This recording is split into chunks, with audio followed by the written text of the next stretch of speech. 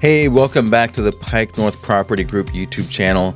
I typically find a place to go and explore in the Dallas-Fort Worth or Arlington area, soon to be San Antonio as well, because I just want you to see,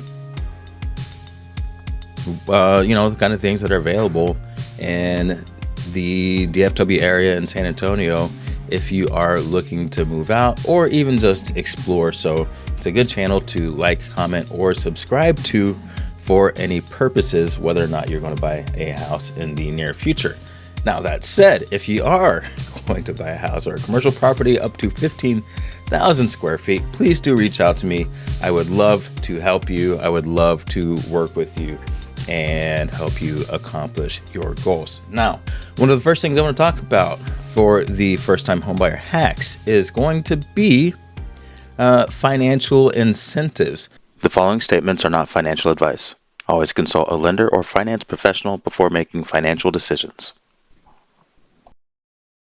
Now, there's the mortgage credit certificates. Texas offers MCCs through the Texas Department of Housing and Community Affairs. And with this thing, you can convert eligible first-time homebuyers can convert 20 to 40% of their annual mortgage interest into federal tax credits. Now, that's capped at $2,000, and you got to make sure that you're, in compliance with whatever the IRS standards eligibility are. So know that that's out there. Something that is, I would say, a little bit more popular and possibly used more often is going to be the down payment assistance. Texas has several robust state-level programs, such as My First Texas Home, offered by the Texas Department of Housing and Community Affairs, and these offer up to 5% of the loan amount as down payment and closing costs.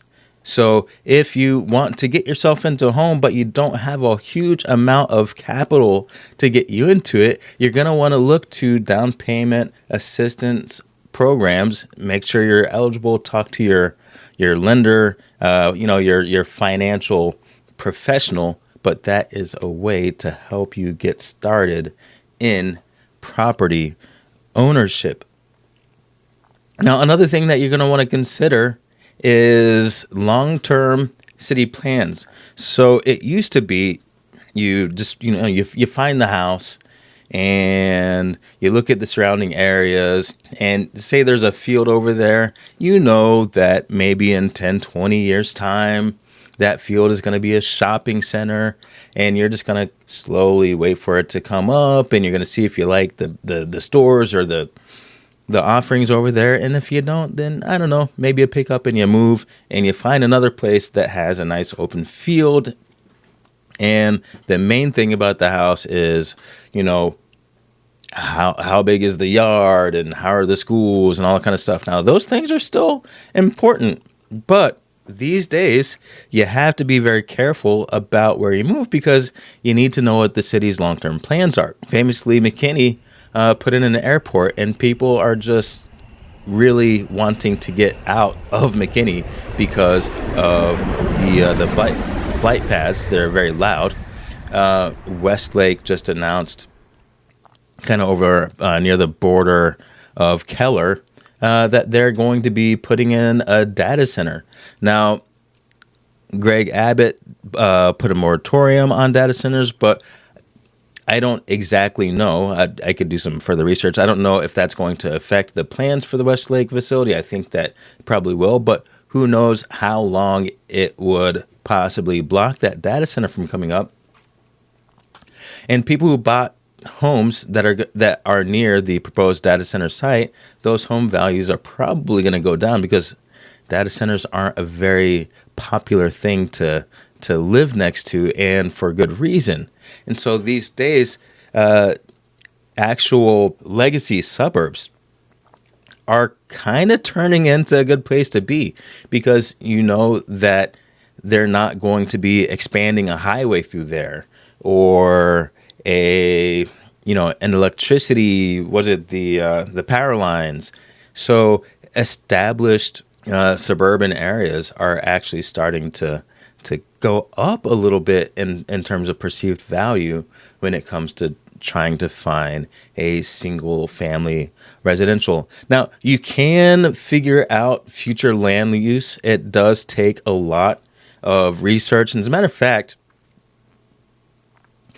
I don't know, I haven't figured it out yet, but maybe once a month, or maybe, who knows, maybe a couple of times a month, I highlight the plans, the long-term plans for a given city or township or whatever. So, maybe I want to talk about what Keller is going to be doing long-term, or Argyle, or Roanoke. We already know from one of my previous episodes that Roanoke is looking to be a media production juggernaut, and construction there is already underway.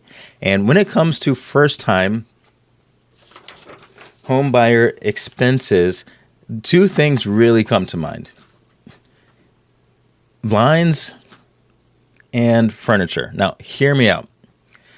Blinds, especially if you're getting yourself into a new construction home, you're going to walk through and you're going to see everything is all really nice, and you're going to just blow past the fact that the home needs blinds. And well, my wife and I, the first time we kind of realized that way back in the day when we bought our first home was the first night we were like, oh, there's no blinds here. Everyone can see in, but we can't see out. This is not good. So what we had to do was put up, sheets, and we only had, basically enough sheets to put the sheets up around the bedroom so nobody could see in, and the rest of the home was just like 4K HD kind of viewing. So obviously we had to mind our P's and Q's when we left that area, and then immediately went to one of the big box stores to get a whole bunch of blinds.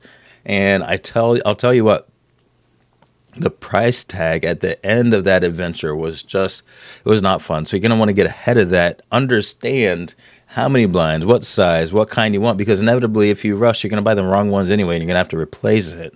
And that is no fun, and it is even more expensive. And that's kind of the same thing with furniture. A lot of times if you are going from an apartment to a single family home, that single family home is going to be a little bit bigger. Or even if you're renting a home, by the time you buy a home, you're a lot of times you're going to want to get just that little bit more square footage, or that one extra bedroom or whatever. And you're going to end up spreading out the furniture that you have, or perhaps even the furniture that you have doesn't really match what you're going for in the new place, and that turns into expense.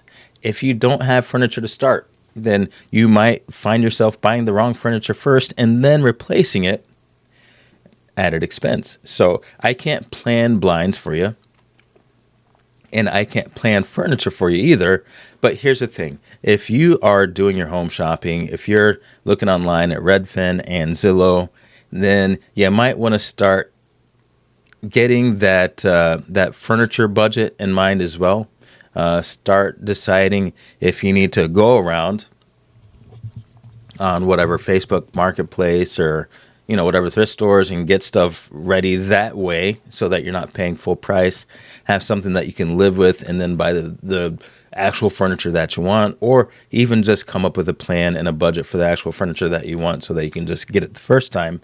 But blinds and furniture do become an expense that a lot of first-time home buyers do not think of. All right. Now, let me go ahead and get into the weekly market report. Now, the median list price is $445,000. We were at, I want to say, $449,000, so we dropped by about $4,000 week over week since last week. The median list price is holding a little more steady at just under $400,000, $299,990.